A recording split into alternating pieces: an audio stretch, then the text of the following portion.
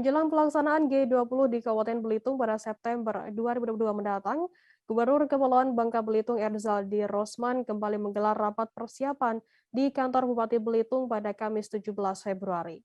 Pada rapat kedua ini, Gubernur mendengarkan paparan dari stakeholder terkait tentang persiapan infrastruktur hingga anggaran yang dibutuhkan. Dalam rapat tersebut, pejabat daerah juga berkonsolidasi dengan Kejaksaan, Kepolisian, serta BPKP untuk pendampingan penggunaan anggaran. Untuk mengetahui informasi lebih lengkapnya, saat ini kami sudah tersambung dengan jurnalis dari Pos Belitung, ada Dede Suhendar. Dede, silakan laporan Anda.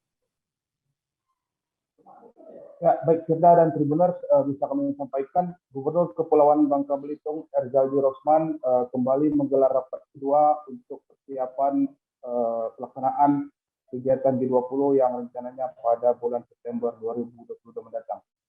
Ya, pada rapat kedua kali ini, Gubernur mendengarkan paparan dari beberapa stakeholder terkait untuk menyambut kedatangan para tamu delegasi dari 19 negara.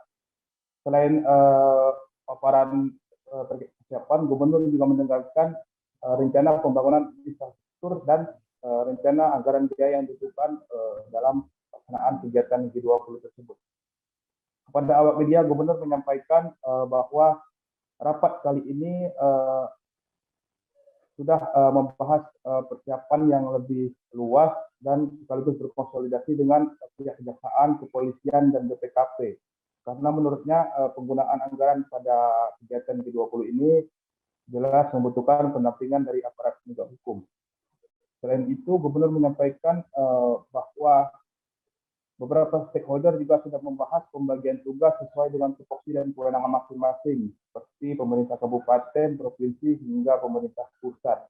Pembagian tugas ini bertujuan agar tidak terjadi tumpang tindih dalam penggunaan anggaran untuk pelaksanaan kegiatan G20 pada September 2022 mendatang.